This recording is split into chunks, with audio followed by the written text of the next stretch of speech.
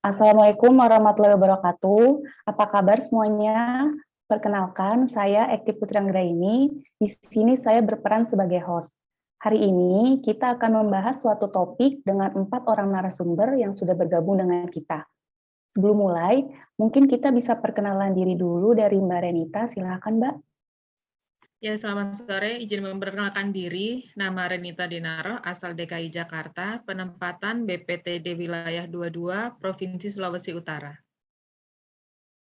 Terima kasih, Mbak Renita. Silakan, Mas Ananda. Selamat sore Mbak Putri. Mohon izin memperkenalkan diri, nama Ananda Pratama, penempatan BPTD Wilayah 11, Provinsi Jawa Timur. Terima kasih. Terima kasih, Mas Ananda. Selanjutnya, Mas Asaria. Silakan, Mas. Baik, selamat sore. Izin memperkenalkan diri. Nama Asaria Octavianus Nicholas Bau, penempatan kantor UPBU kelas 3 Jawa Daru, Karimun Jawa. Terima kasih, Mas Asaria. Mungkin selanjutnya, Mas Haris. Silakan, Mas. Izin memperkenalkan diri, Mbak, Mas. Nama Abdurrahman Al-Haris, penempatan di UPBU kelas 2 Karil Situbun, Maluku Tenggara. Baik, terima kasih Mas Haris. Terima kasih untuk para narasumber atas perkenalan dirinya. Oke, pada sore hari ini kita akan berdiskusi mengenai pentingnya Smart ASN untuk mewujudkan Indonesia Emas tahun 2045. Sebelum masuk ke topik utama, mungkin bisa dijelaskan sedikit mengenai apa itu peran, tugas, serta fungsi ASN. Mungkin dari Mbak Renita, silakan Mbak.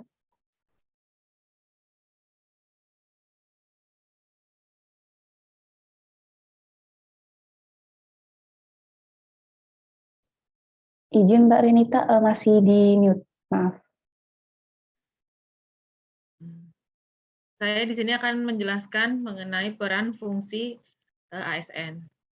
Sebelumnya berdasarkan Undang-Undang Nomor 5 Tahun 2014, PNS merupakan warga negara Indonesia yang memenuhi syarat tertentu diangkat oleh pegawai ASN secara tetap oleh pejabat pembina kepegawaian untuk menduduki jabatan pemerintah dan memiliki nomor induk pegawai secara nasional.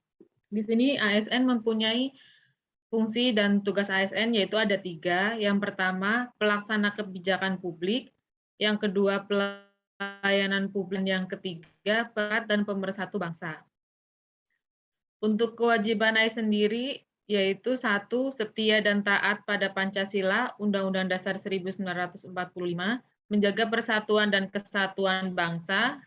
3. Melaksanakan kebijakan yang dirumuskan pejabat pemerintah yang berwenang. Keempat, menaati ketentuan peraturan perundang-undangan.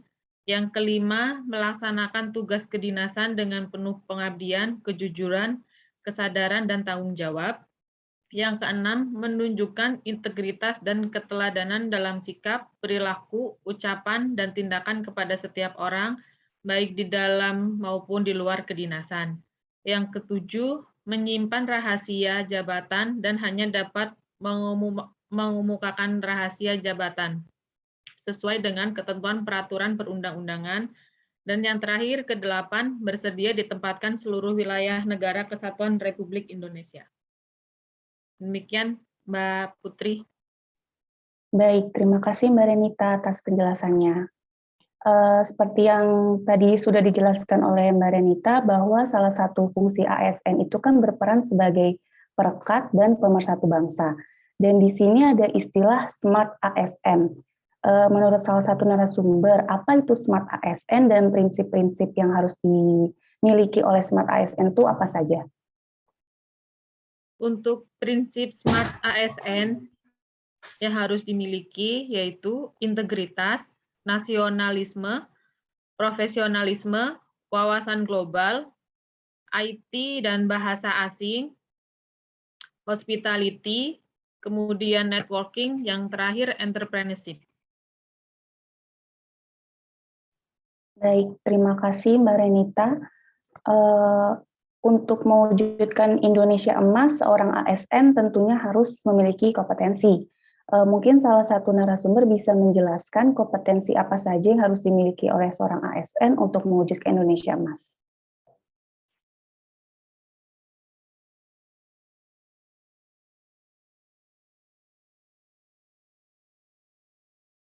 Silakan Mas Haris, mungkin bisa memberikan jawabannya.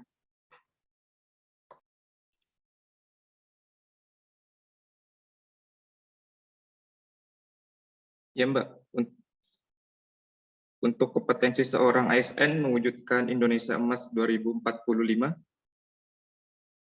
konsep Smart ASN digagas untuk menyambut Indonesia Emas 2045 di mana dunia berada dalam era industri yang mengutamakan teknologi dan informasi. Penerapan teknologi dan informasi dalam proses pemerintahan membutuhkan sumber daya manusia dengan kemampuan tinggi dalam bidang teknologi. Deputi Bidang Sumber Daya Manusia Aparatur Kementerian PAN-RB Setiawan Wangsaat Maja mengatakan bahwa pada tahun 2024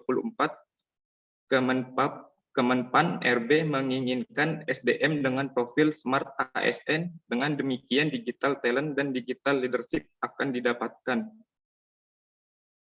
Untuk digital talent merupakan talent dengan kombinasi dari hard digital skill dan soft digital skill yang mengedepankan pemikiran digital, tidak hanya kemampuan interpersonal dan pengetahuan tentang tugas yang dimiliki oleh seorang ASN.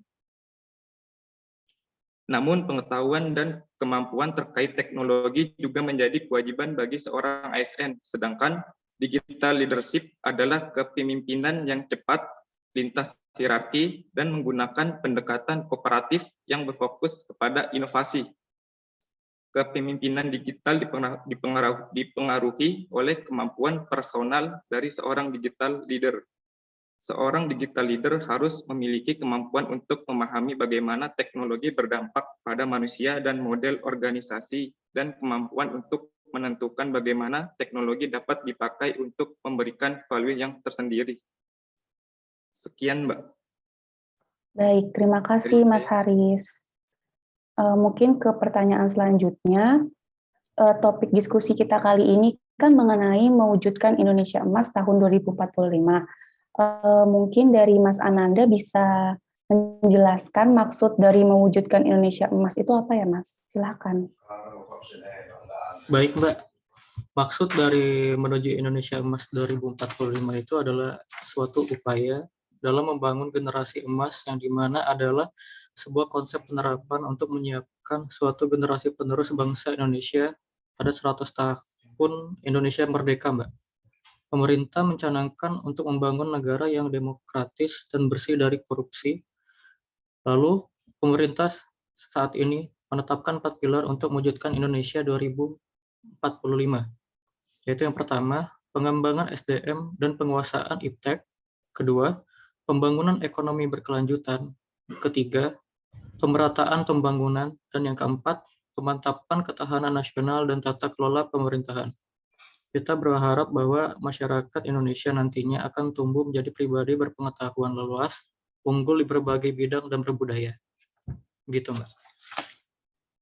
Siap, terima kasih Mas Ananda.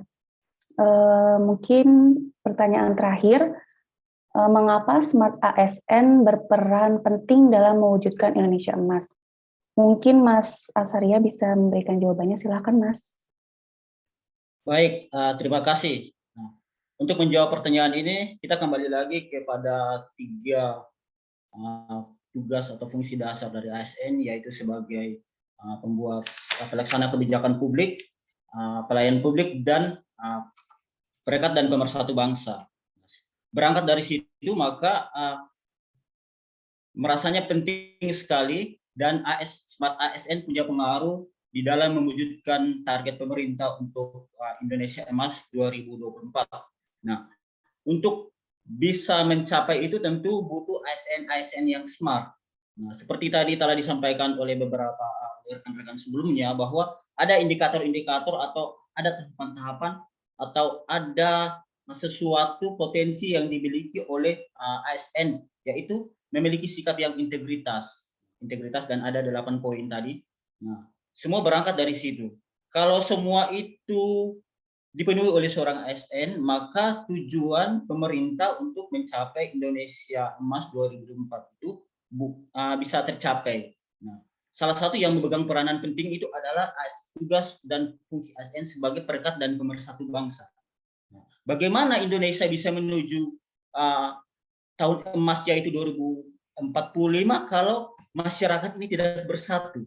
Nah, salah satu tugasnya itu adalah ada pada ASN. Bagaimana ASN bisa memainkan peran itu kalau dia tidak smart? Nah, bagaimana dia mau smart kalau dia tidak memiliki 8 poin tadi itu: integritas, nasionalisme, profesionalisme, IT dan bahasa asing, wawasan global, entrepreneurship, hospitality, dan networking.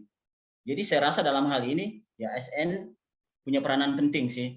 Nah, sehingga dalam setiap diri ASN harus memunculkan atau menerapkan atau juga memiliki 8 poin tadi. Terima kasih. Baik, terima kasih Mas Asaria.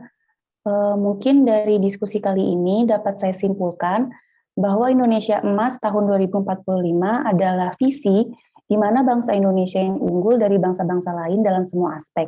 Dan untuk mewujudkannya, kuncinya adalah di sumber daya manusia atau SDM-nya, di mana ASN memegang peranan penting mulai dari merumuskan kebijakan strategis sampai pada implementasi kebijakan strategis dalam berbagai sektor pembangunan nasional, serta dalam menentukan kejayaan Indonesia. Mungkin itu yang dapat saya simpulkan dari diskusi kita kali ini. Terima kasih kepada narasumber kita, Mbak Renita, Mas Ananda, Mas Haris, dan Mas Asaria untuk berdiskusi dan sharing ilmunya pada sore hari ini. Semoga hasil diskusi ini bisa bermanfaat bagi kita semua. Sampai jumpa lagi pada podcast selanjutnya. Wassalamualaikum warahmatullahi wabarakatuh. Waalaikumsalam Assalamualaikum warahmatullahi wabarakatuh. Warahmatullahi wabarakatuh.